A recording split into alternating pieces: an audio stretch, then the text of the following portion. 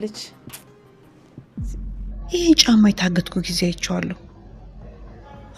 ራሱ ነው። በቃ እኔ ልሂድ መሸብኝ።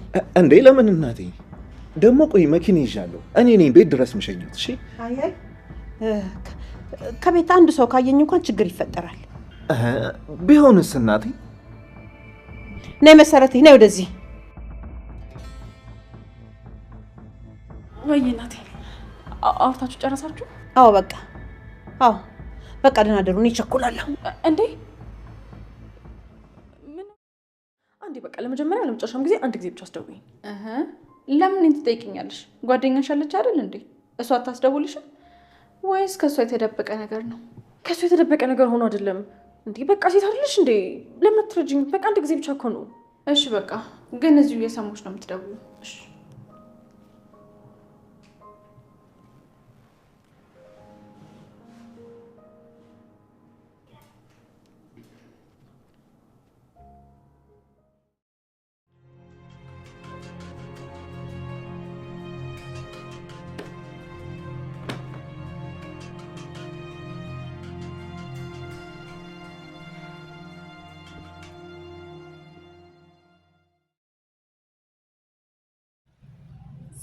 ሰላም ውድና የተከበራችሁ የቻናሌ ቤተሰቦች ያላችሁበት ሰላማችሁ በክርስቶስ ይብዛልኝ። እንዴት ናችሁ? እንዴት ከረማችሁ? እኔ ጋር ሁሉ ሰላም እግዚአብሔር ይመስገን።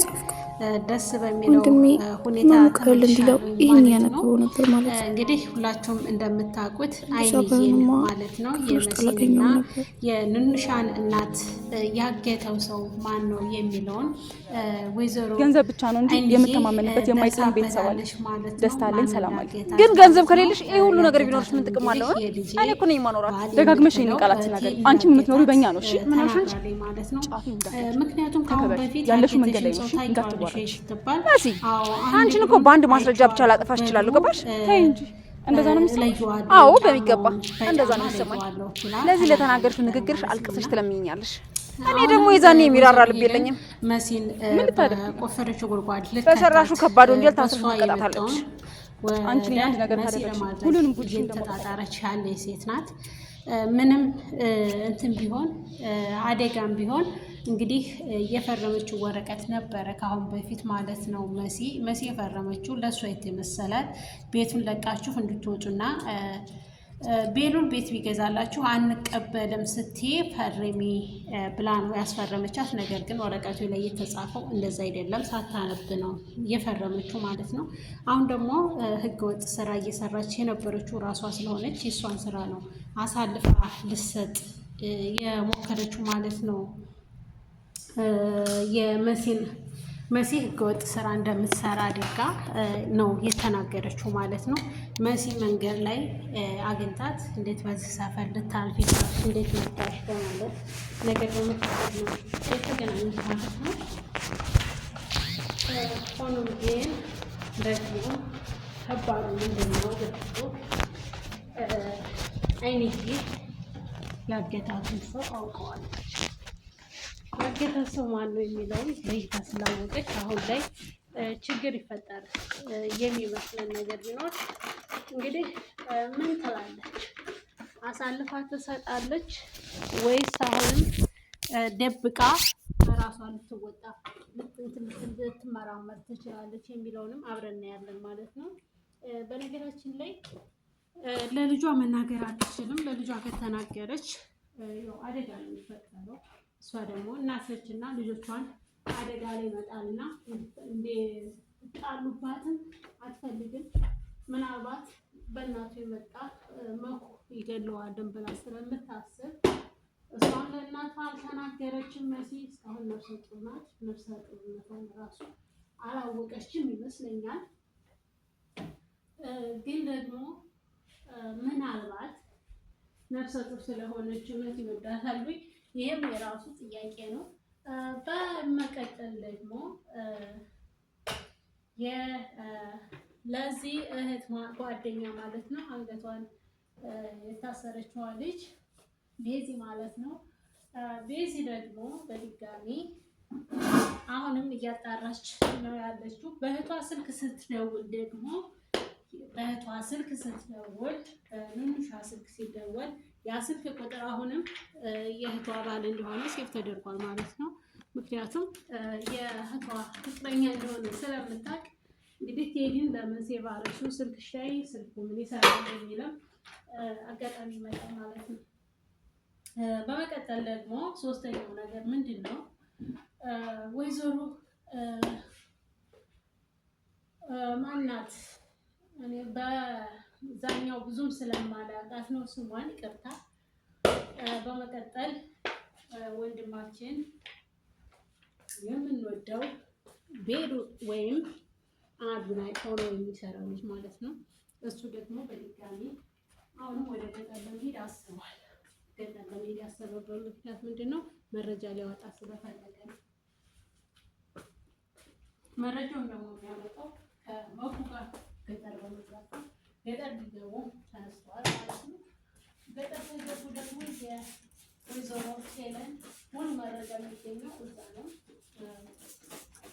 ለበጎ አድራጎት ህፃናቶችን በመርዳት ብና ልጆችን በመሰብሰብ ህፃናቶችን በሙሉ እናስተምራቸዋለሁ ሙሉ ወጫቸውን ችዬ በማለት ከገጠር ከእናትና ከልጅ እየለየች ከእናት ከአባት ጋር እየለየች ህፃናቶችን በሙሉ አምጥታለች። ነገር ግን እሷ ልጆችን እየሸጠች ነው የምትገኘው። ይህንን በሙሉ ግልጽ አድርጎ መረጃ ለመሰብሰብ ሲል መኩና አዱናይ ወደ ገጠር ይመለሳሉ ማለት ነው።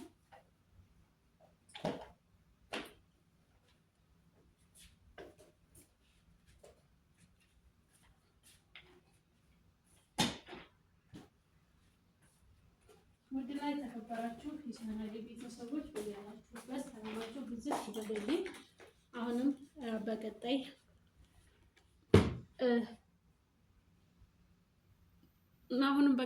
ድጋሚ ላይ ወይዘሮ ሄለን እና መሲ ይገናኛሉ ማለት ነው። መሲ ለምንድን ነው ይሄን ያክል የልብ ልብ የተሰማሽ? ምን ብታገኝ ነው ወይስ ልታገቢው ያልሽው ባል ልክ እንዳንቺ ጉረኛ ነው በማለት ስታበሳጫት ትገኛለች። ኑንሻም እንግዲህ እንደምታውቋት ኤልሹ ማለት ነው። ኤልሹም የአባቷን ደብዳቤ ለማንበብ እየተጣጣረች እየለፋች እየደከመች ያለ ልጅ ናት። ሁሉንም መረጃ ትሰበስባለች፣ ማግኘት ግን አልቻለችም ማለት ነው።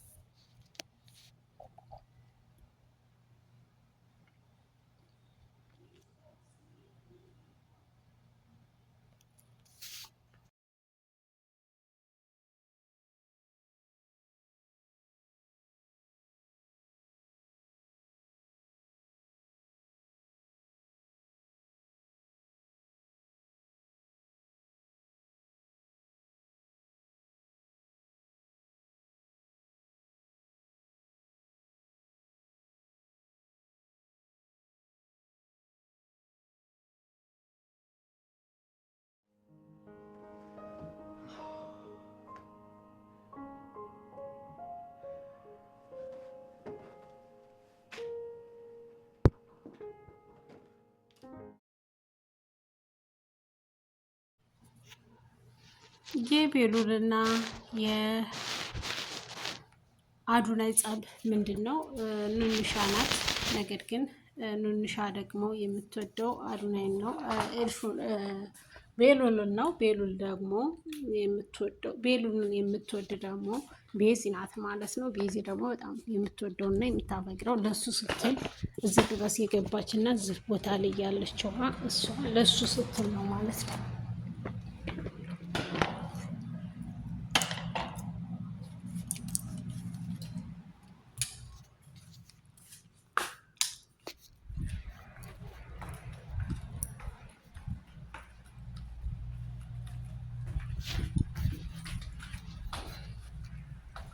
ኑንሻ ለምን ታለቅሳለች የሚለውን አብረን ያለን